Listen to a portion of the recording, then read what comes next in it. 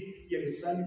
Donc je dis, c'est la capacité qui permet à un homme de lutter, d'endurer ou de fournir des efforts, quelles que soient les épreuves, l'adversité ou les difficultés, dans le but de remporter les prix de la vocation céleste en Christ.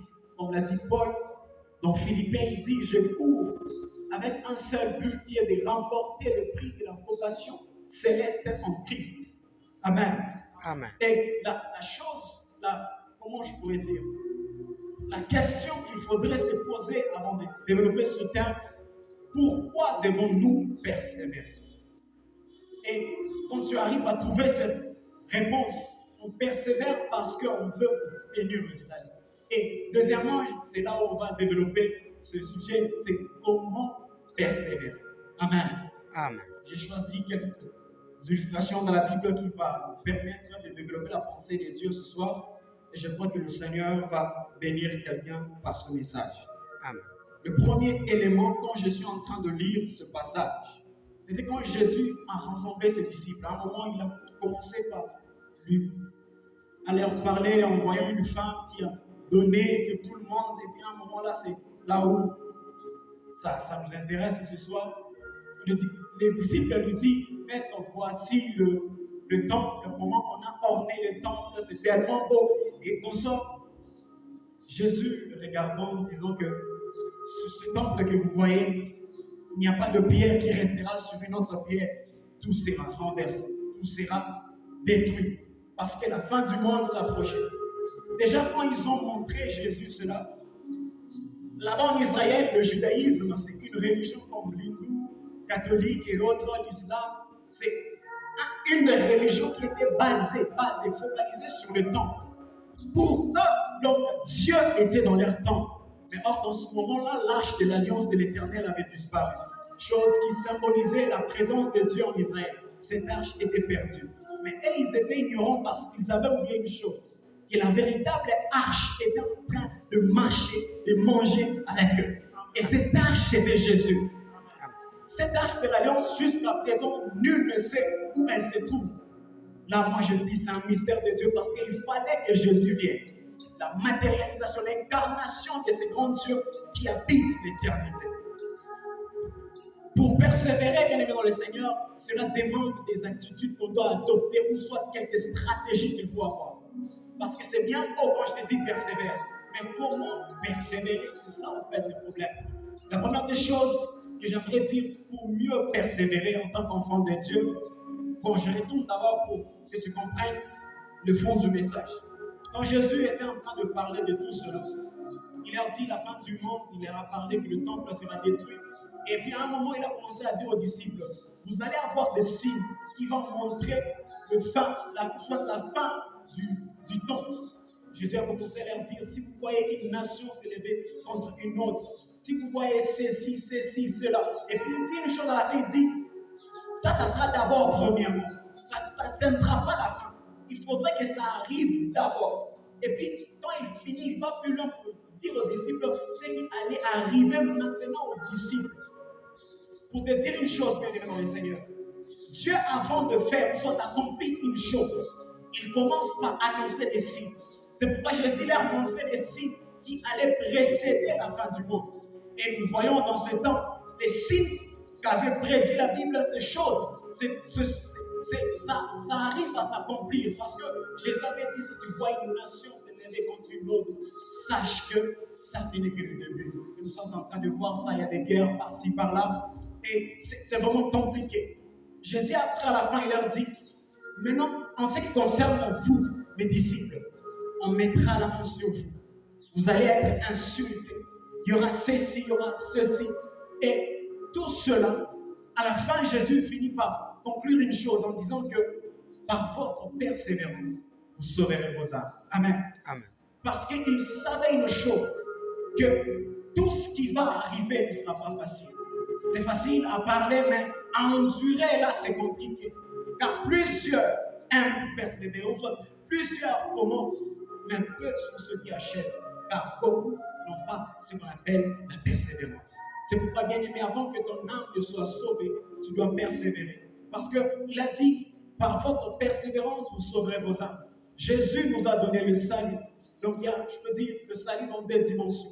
La première dimension, c'est Jésus qui est mort pour nous. Et la Bible dit, c'est vous avez obtenu le salut par la grâce au moyen de la foi. Donc, quand tu crois au Seigneur, ton esprit est sauvé. Mais ton âme et ton corps vont vers la perfection parce que la parole est là pour nous perfectionner. Perfectionner là, jusqu'au point où le Seigneur viendra, il nous trouve à son image et nous serons enlevés avec lui.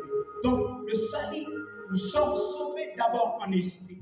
Et il y a une dimension qui est dans la chair. C'est selon ses œuvres, donc, par rapport à ta façon de marcher, par rapport à ta façon d'endurer les épreuves, de surmonter certaines choses, tu arriveras à sauver ton âme. Parce que si Dieu ne nous avait pas sauvés d'abord, sauvé notre esprit, nous avait laissé l'homme lui-même se sauver. La Bible dit que Dieu nous a sauvés pour cela, pour que nulle chair ne se glorifie. Parce que connaissant l'homme, il allait dire, je suis venu au ciel par rapport à ma capacité, par rapport à ma connaissance, mon savoir et autres. Donc Jésus est venu par son sang, il est mort, il nous a rachetés, il a sauvé nos esprits. C'est pourquoi nous sommes assis avec Christ dans le lieu céleste avec Dieu. Mais sur cette terre, notre âme tend vers la perfection. C'est pourquoi Dieu a établi des pasteurs, des apôtres, des hommes élevés, afin qu'ils puissent perfectionner le saint en vue de l'œuvre du ministère et de l'édification du corps de Christ, comme le dit si bien Éphésiens. Et puis, bien aimé, il y a une chose qu'il faudrait comprendre. La persévérance n'est pas seulement quand on est en train de souffrir, en fait. Tu peux persévérer, mais tu es dans l'abondance. C'est possible. Il y a certaines personnes qui pensent peut-être pour mieux persévérer, il faudrait passer par des situations compliquées. Or que là, c'est pas totalement vrai. Quand Jésus parlait, il annonce ce qui va arriver. Le temps où la parole est sortie et son accomplissement, il y a un temps. C'est pourquoi tu dois comprendre que lorsqu'on prophétise et le temps de l'accomplissement, il y a un temps. C'est en ce moment-là, dans ce temps-là, qu'il faudrait maintenant persévérer. Parce qu'on persévère vers un but. On persévère pour aller quelque part. Donc Israël quittait l'Égypte vers Canaan. Donc Canaan, c'est comme l'accomplissement de ce que Dieu avait dit. Tout Israël avait l'obligation de persévérer dans ce parcours qui était le désert pour atteindre l'accomplissement. De la même manière, Jésus parlait aux disciples en leur disant qu'il y aura ceci, cela, pour qu'eux aussi puissent persévérer lorsque le temps viendra, que par leur persévérance, ils puissent hériter du royaume. Est-ce qu'on se comprend, bien aimé dans le Seigneur? Maintenant, la première des choses que l'Esprit m'a inspiré qu'on puisse parler ce soir, c'est comment persévérer. La première des choses, c'est veiller. Amen. Lorsque Jésus était parti avec ses disciples, à un moment, il les a appelés, il a dit, venez, nous allons prier. Il a pris quelques disciples, ils sont partis prier. À un moment, les disciples n'arrivaient pas à prier. À un moment, il est venu, il leur dit, lèvez-vous, on va prier. Le disciple est fatigué, endormi, il parle encore. Il prie seul jusqu'à la fin, il dit, veillez et priez afin que vous ne tombiez pas dans la tentation. Amen. Et c'est quoi veiller en fait? Veiller, c'est l'attitude que doit adopter tout chrétien pour ne pas se laisser surprendre par la venue de Jésus. Et cette attitude consiste à être de veiller dans son esprit. Quand on dit veiller, c'est une façon d'être éveillé dans son esprit. Donc, ne pas se laisser distraire, ou soit ne pas se laisser aveugler ou être séduit par les choses de ce monde afin que le diable puisse nous avoir. Mais veiller, c'est rester éveillé dans son esprit pour que lorsque le Seigneur viendra, ça ne soit pas une surprise, mais ça soit comme pour nous un sujet de joie. Parce que celui qui est en train de veiller, même lorsque le voleur arrive à lui, il n'est pas surpris. Il peut arriver à voir le voleur comme il est en train de venir et savoir se défendre. Mais quelqu'un qui est endormi comme le dit femmes, 5 sages et 5 folles, elles se sont endormies, se sont laissées aveugler. Et lorsque le coup était venu, on a crié. Pourquoi? Parce qu'elle n'arrivait pas à veiller. Donc, veiller, c'est l'exercice qui est plus accompagné de la prière.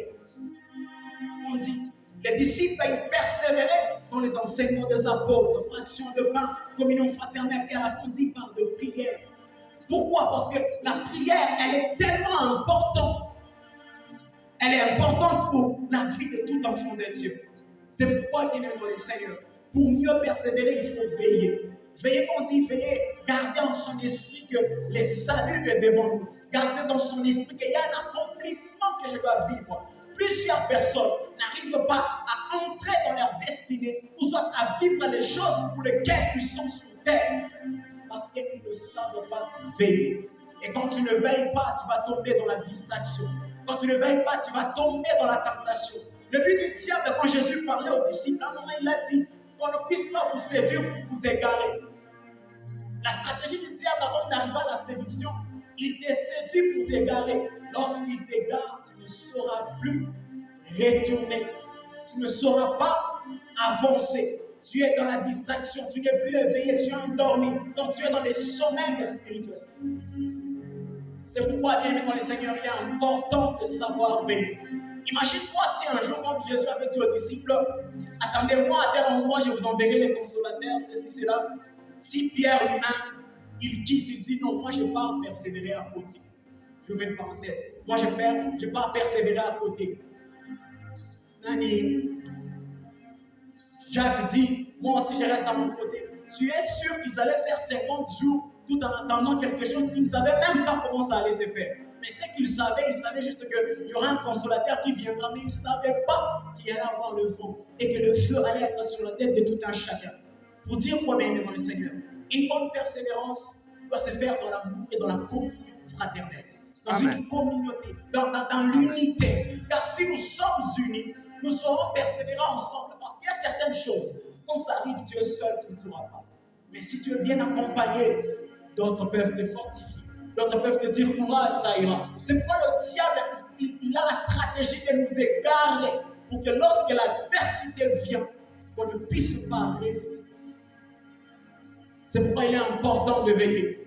La deuxième des choses qu'il faudrait savoir, surveiller et devant le Seigneur, c'est que tu sais quand tu es en train de veiller, tu ne laisses pas l'ennemi te séduire ou soit te faire tomber dans la tentation. C'est pourquoi Christ a dit, veillez afin que vous ne tombiez pas dans la tentation. Tu tombes dans la tentation parce que tu n'arrives pas à veiller. Le jour où tu prendras conscience qu'il faudrait veiller, c'est ce jour-là où tu comprendras que le diable est rusé. Parce que quand tu veilles, il viendra encore avec d'autres stratégies. Tu n'arrives pas à avancer parce que le diable fait en sorte que tu sois dans le sommeil spirituel.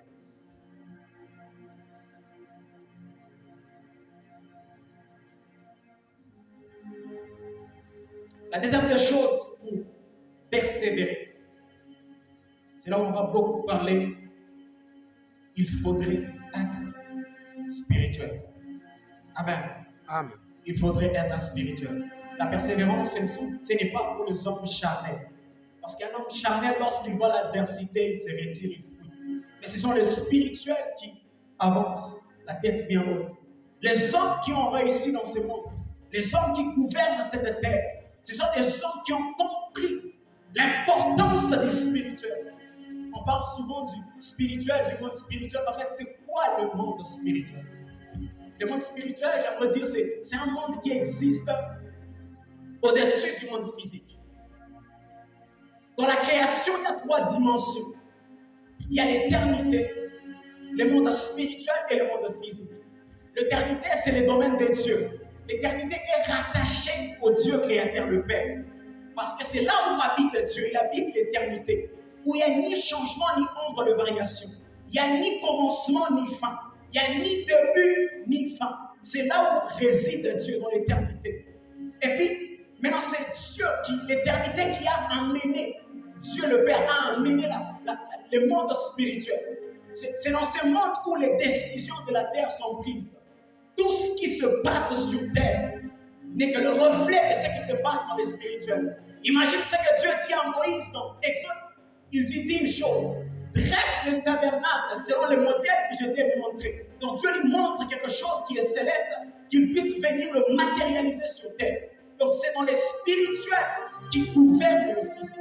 C'est pourquoi tu vas voir, il y a des hommes qui ont réussi dans ce monde qui sont spirituels. C'est pour la persévérance, c'est pour des hommes qui sont spirituels. En réalité, nous, notre nature, nous sommes des spirituels. Je vais expliquer une chose.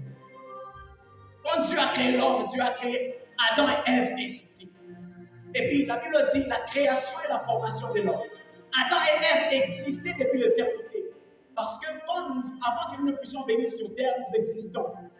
Nous étions dans les seins d'Élohim. C'est pourquoi il dit à Jérémie, avant que tu ne sois, moi je te connaissais. Amen. Donc l'homme vient juste se matérialiser. Donc il devient, je peux dire tangible, si je peux dire ça. Donc nous sommes esprits. Parce que la Bible dit, Dieu est esprit. Quiconque doit s'approcher de lui doit le faire en esprit. C'est pourquoi Jésus est venu enlever cette mort spirituelle qui nous empêchait d'être en contact avec Dieu. Lorsqu'il est venu, il a rétabli des choses au point où notre esprit est sauvé, l'âme tend vers la perfection. Et si nous ne persévérons pas, l'âme sera perdue. Nous sommes esprits qui habitent dans des corps. C'est ces corps qui nous permettent d'être en contact avec le monde physique. Cette enveloppe charnelle. C'est grâce auquel que je peux voir le frère, je peux voir la sœur, je peux voir le pasteur, je peux voir ou soit communiquer avec les gens. Maintenant, nous sommes esprits. Et nous devons opérer dans la dimension de Jésus. Car Jésus était un homme 100% esprit. Parce que la chair, comme Jésus a dit, la chair ne sert à rien. Mais c'est l'esprit qui donne la vie. C'est pourquoi pour persévérer, il faudrait être spirituel. Car c'est le monde spirituel qui gouverne le monde physique. Bien aimé dans le Seigneur, c'est les spirituels qui orientent et qui coordonnent le physique. Amen. Tout se décide dans le spirituel. Ce n'est pas en vain Jésus a changé le gouvernement. Il a dit une chose. Tout ce que vous allez délier sur terre, au ciel sera délié. Tout ce que vous allez lier sur terre, au ciel sera lié. Pour dire quoi? Dans ta dimension spirituelle, tu as la capacité de freiner certaines choses, d'imposer quelque chose. Parce que c'est le spirituel qui impose au physique. Le physique ne fait que subir ce qui a été travaillé dans le spirituel. C'est pourquoi tu vas voir un sorcier, il fait des sacrifices. Il vient là le jour, un enfant de Dieu. Oh, Amen. Pour comprendre que tout se décide dans le spirituel. Et le physique ne vit que la rediffusion de ce qui s'est passé dans le spirituel. Avant que le Christ ne vienne, tout s'est passé au ciel. Il fallait qu'il vienne prendre le livre. Ça ne s'est pas fait sur terre. C'est dans les spirituels que les choses sont coordonnées. Si Daniel n'a pas vu l'exaucement à sa prière, ce n'est pas parce qu'il n'a pas bien prié. Ce n'est pas parce que Daniel n'a pas bien prié, mais c'est parce que Daniel a oublié une chose. Il y a les spirituels, il y avait un problème. Son exaucement était bloqué. Il a fallu que Dieu envoie Michael, l'ange le plus fort, pour venir libérer l'exaucement de la prière de Daniel. Par là, tu vas comprendre, bien aimé dans le Seigneur. C'est les spirituels qui engendrent plusieurs problèmes sur le physique. Yes. Le combat depuis la nuit des temps. Nous sommes en combat contre le royaume des ténèbres. Je vais te dire, le problème, lorsque tu es dans le ventre de ta mère, c'est à ce moment-là que le problème commence. Ce n'est pas en naissant que le problème s'arrêtera. Tant que tu es sur terre, comme Jésus voulait faire comprendre aux disciples que votre parcours, il y aura des choses, il y aura des tribulations. Mais la manière qu'il faudrait faire ou soit vaincre cela, c'est de persévérer. C'est pourquoi, bien-aimé dans le Seigneur, si tu n'arrives pas à être spirituel, sur terre, tu ne vaux rien. Amen. J'aime encore cette phrase lorsque vous conversez le dimanche avec papa. Il dit, si même il y a une petite quantité de chair, c'est fini. Nous sommes des esprits. Nous devons opérer dans la dimension de l'esprit.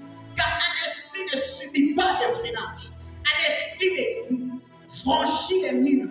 Un esprit ne subit pas de blocage. Si tu arrives à opérer comme un esprit, tu verras que tout vers ton chemin sera facile. Amen. Parce que Jésus, ce jour-là, dans la barque avec les disciples, il a dit une chose, alors l'autre est bon. Arrivé au milieu de la mer, il y a eu des problèmes. J'ai aimé l'attitude de Jésus. Les disciples pleuraient, si on est mort. J'imagine Pierre qui pouvait même dire, Jésus est au bête, et est comme il a marché. Dans le picalé. Mais Jésus dormait. Il dormait. L'attitude d'un homme spirituel face à l'adversité. Il sait que je dois persévérer. J'ouvre une parenthèse pour te dire, tu sais une chose, bien aimé dans le Seigneur, même lorsque les problèmes arrivent à être compliqués, une chose en tant qu'homme spirituel, un homme spirituel avec une garantie que Dieu lui a donnée. Amen. Cette garantie, c'est la parole de Dieu. C'est lui qui a dit alors à notre bord. Tu n'as plus besoin qu'il te fasse voir de feu. Toi, tu n'as plus besoin qu'il te montre qu'il est puissant. Juste sa parole te suffit. S'il te dit allons à notre bord, toi sois dans la barque. Même s'il y a les vents, tu t'en fous. Même s'il y a quoi, tu t'en fous. Parce que c'est lui qui a fait la promesse. La Bible dit il est fidèle. Dieu ne t'abandonnera pas en cours de route. Quand tu es spirituel, tu persévéreras comme Dieu le veut. Amen.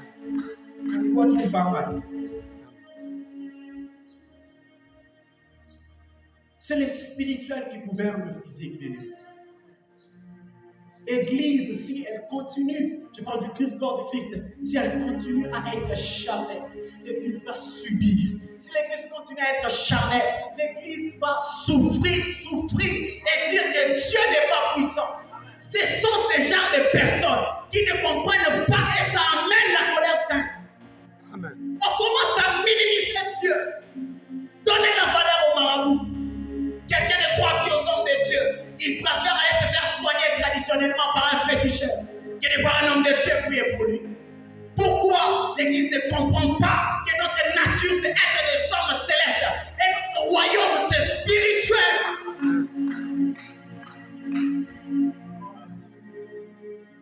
Tu vas comprendre une chose. Lorsque Jésus est né, les mages sont venus. Or que le mage travaille avec les astres. Il travaille avec les astres.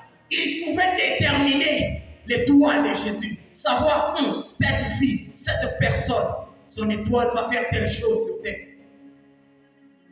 Je vais t'expliquer une chose que tu n'as pas compris. Quand un enfant vient au monde, son étoile apparaît dans le spirituel. C'est pourquoi les mages vont localiser Jésus. La naissance de Jésus a amené la douleur. Il y a des mamans qui ont mis au monde, mais les enfants sont morts. Pourquoi? Un seul est venu, plusieurs sont morts. Il y a des bébés qui étaient morts. Pourquoi? On cherchait un seul homme. Parce qu'on savait que la qualité de la lumière qui dégage l'étoile d'une personne, c'est la qualité, ou soit les degrés, les grandes choses qu'il va accomplir dans sa destinée. Amen. N'attends pas que quand tu seras élevé, le diable te combattre. Faux. Les sorciers n'attendent pas une raison valable pour te détruire. Quand tu viens au monde, le combat commence. Yes. Ils n'attendront pas que tu deviennes parent pour te combattre. Tu dois comprendre que si tu n'arrives pas à être grand spirituellement, sur terre tu n'es rien. Si tu n'as pas d'autorité spirituellement, sur terre tu n'es rien, tu ne vaux rien. Parce que le monde spirituel, c'est un monde qui répond au langage des puissances. La première puissance qui a existé au monde et qui existe toujours, c'est la parole. Amen. C'est pas enfin Dieu a laissé la parole aux disciples. Ce n'est pas enfin lorsque papa nous expliquait l'autre jour, il a lu un livre, il a eu mal à la tête. On néglige les choses. Quand tu es dit médite, tu ne veux pas. Comment sauras-tu que tu es un homme spirituel et tu dois opérer dans les spirituels? Celui qui prie beaucoup n'est pas forcément spirituel. Qu'on ne nous mente pas que si je prie beaucoup, je suis spirituel. C'est faux, frère. Arrêtons ça. Un homme spirituel, c'est d'abord quelqu'un qui prie parce qu'il connaît. Plusieurs prient, ne connaissent pas pourquoi ils prient. Dis-moi pourquoi tu pries d'abord. Amen. Quand tu connais la parole, tu sauras canaliser ta prière. Tu es malade, tu connais rien, tu vas dire Seigneur guéris-moi. Mais celui qui connaît qui est spirituel va dire par ces meurtrissures, nous avons été guéris. Je déclare maintenant que mon corps est le temple du Saint-Esprit, que je suis guéri. C'est comme ça que ça se passe. L'Église doit quitter la dimension charnelle. Nous sommes des êtres spirituels. Comment tu vas persévérer si tu ne sais pas être spirituel? Comment persévérer? Tu ne sais pas que le spirituel, c'est ce qui dirige le physique. Yes. Si tu arrives à être grand là-bas au-dessus de terre, tout va être à tes pieds. Notre combat, comme l'a dit Éphésiens, nous ne luttons pas contre la chair et le sang, mais contre les dominations, les puissances. Mais aujourd'hui, ce n'est pas le cas à l'Église. La chair et le sang, c'est ce qui constitue un homme, n'est-ce pas? C'est pas ce qui constitue un homme, la chair et le sang. Il faut pouvoir le dire. Nous ne luttons pas contre nos semblables, nos frères et sœurs. Nous luttons contre les puissances de ténèbres. Dans l'église, ces derniers temps, un frère empoisonne son frère. Un frère est jaloux de son frère. Un frère insulte son frère. Ce n'est pas ça ce que Dieu veut. Ce que Dieu veut est que nous puissions arriver à la connaissance de la vérité. La vérité, c'est Jésus. Lorsque tu connais Jésus, tu dois marcher comme Christ a marché. Car tel il est, tel nous sommes. C'est ça que l'Église doit mettre en pratique. Devenir spirituel pour mieux avancer. Parce qu'un homme spirituel n'a pas de limites. Il va, même s'il n'a pas de barque, et que tout le monde est au milieu de la mer, lui il va marcher sur les eaux. Yes. L'homme spirituel ne subit pas des choses comme le monde. Si l'Église souffre aujourd'hui, c'est parce qu'il y a des hommes qui se passent pour le spirituel. Au plus profond d'eux, ils sont tellement charnels qu'ils pensent que la prière seule suffit. Frère, j'avais dit, le monde spirituel répond au langage de puissance. Il y a la parole d'abord. Le livre, tu vas voir quelqu'un lit un livre, mais il est envoûté aux fautes, il est initié. Pourquoi on ignore la puissance qu'il y a dans le livre? Il y a les noms. Les noms, ce sont comme des codes dans le spirituel. Tu vois, quand un marabout est en train de faire des incantations, il cite des noms, il commence à chanter. Toi, tu ne sais pas, mais il est en train d'invoquer des choses. Ce n'est pas enfin, tu vas voir, au nom de Jésus, on prend dans les spirituels une guérison, on impose dans les physiques. Pourquoi? La puissance du nom. C'est un monde où on répond au langage de puissance. Amen. Il y a les sons de puissance dans les spirituels. On va voir les sons d'Abel crier. On tue des gens pour avoir beaucoup d'argent. Mais nous, on a tué le véritable. Yes. Qui est Jésus de Nazareth. Tu ne Amen. sais pas que tu as tué Jésus. C'est pour toi que le Christ est mort. Afin que tout ce qui s'est passé dans votre lignée familiale ne puisse plus avoir de l'influence sur toi. Mais comme toi, tu ne connais rien, tu es ignorant. Un homme spirituel qui néglige la parole. Tombeau blanche. Yes. Il est important que l'Église comprenne que notre combat se passe dans le spirituel, pas dans le physique. Nous sommes appelés à opérer comme Dieu veut, comme on Père. S'il y a une petite portion de chair en nous, ça ne vaut plus la peine. Plusieurs aiment quand on parle de bonnes choses. Mais quand ça devient esprit et vie, beaucoup fuient. Jésus leur dit, ceux-là qui veulent marcher avec moi doivent boire de mon sang et manger ma chair. Les gens l'ont insulté, on dit c'est un sorcier. Comment manger ton sang, boire ton sang et manger de ton corps? Parce qu'ils oublient une chose.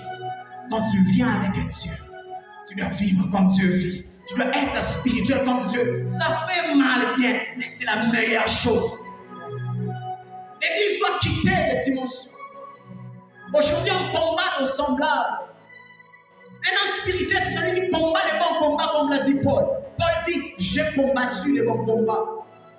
J'ai achevé ma course, j'ai gardé la foi. Le terme utilisé dans le combat chez les Grecs, on dit agonisomai, qui veut dire être en lutte avec un adversaire.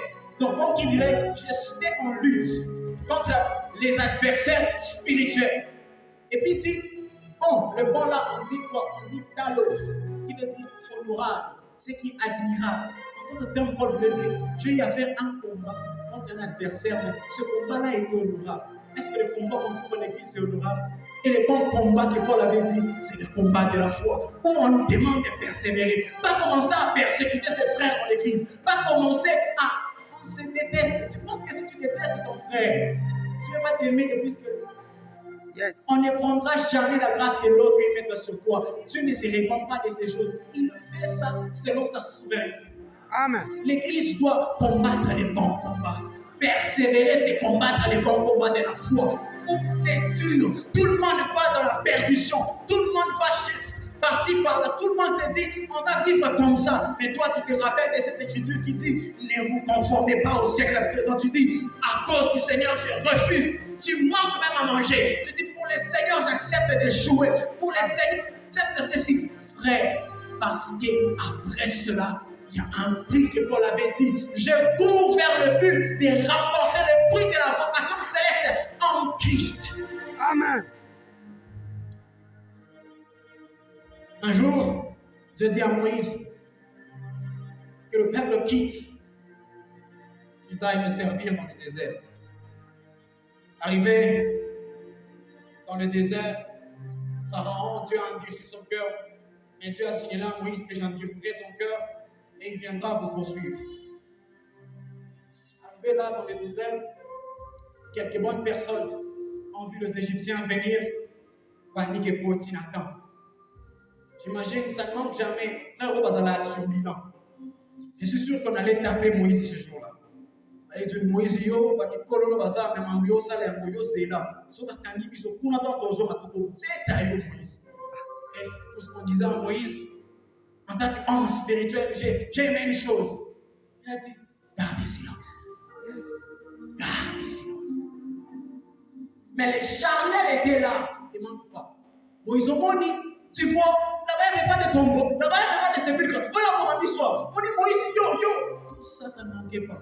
Un homme charnel, lorsqu'il y a l'adversité, il voit qu'il est mort. Yes. Or que le but de l'adversité, pour Dieu, il accomplit cette parole, il dit dans Ésaïe 22, 23, il dit, je l'enfoncerai comme un clou dans un lieu sûr, et il sera le siège de la gloire dans la maison de son Père. En d'autres termes, Dieu, lorsque nous sommes dans la persévérance, il est en train de tailler notre caractère. C'est comme Jacob ce jour-là. Il est en train de combattre avec l'ange. Il est fatigué, mais il n'arrête pas. Il dit, moi je ne te lâche pas aujourd'hui si tu ne me bénis pas. En petit côté, jusqu'au point où on a brisé votre moment. Symbole du brisement.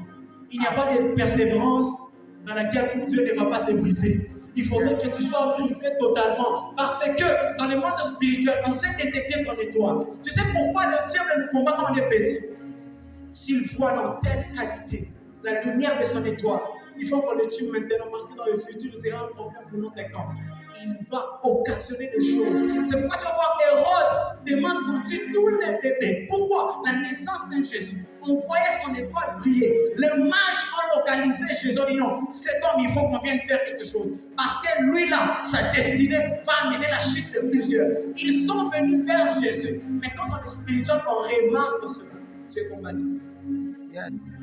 Nous combattons quand on est petit. Pourquoi il sait que quand tu seras élevé, parfois tu auras plus de stratégies, de connaissances. Tu sauras peut-être mieux être vigilant par rapport à ses ruses. Il va t'éliminer quand tu es petit. C'est pourquoi ils n'ont pas su atteindre Jésus quand il était grand. Ils ont d'abord pas détruire en étant petit.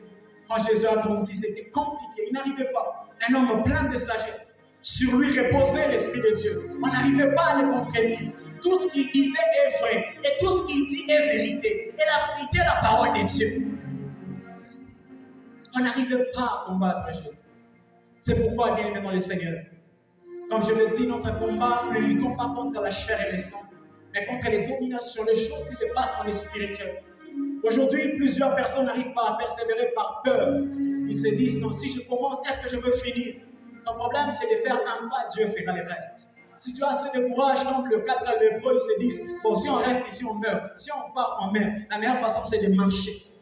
Tu t'étais imaginé si un jour on se disait, bon, d'après tout, on n'a rien à gagner si on rentre, on n'a rien à gagner si on partait, bon, on reste ici, on va mourir ici. Mais ils se sont quand même dit une chose, avançons. Yes. Comme je l'ai dit au début, certaines choses, ce ne sont que le païen qui le comprend, pas le chrétien.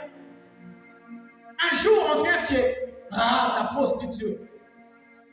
Une prostituée qui n'était même pas israélite, il dit aux espions, je sais que le Seigneur vous a donné tout ceci. Yes. Mais ce que je vous demande, on traite la même alliance.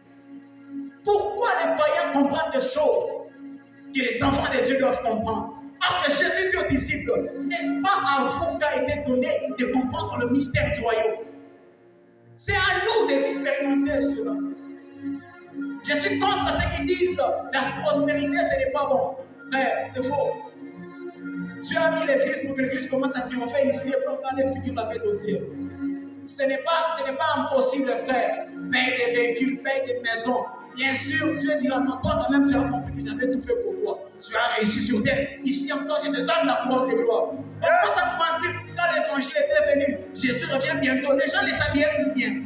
Pourquoi vraiment le lot? Croisé. Amen. Pourquoi? Ce qui tue les chrétiens aujourd'hui, en toute la dimension spirituelle, tout le monde amène ses convictions à l'église. Au-delà de ce qui n'est pas écrit, tout le monde impose ses convictions. Yes. Trop de philosophie.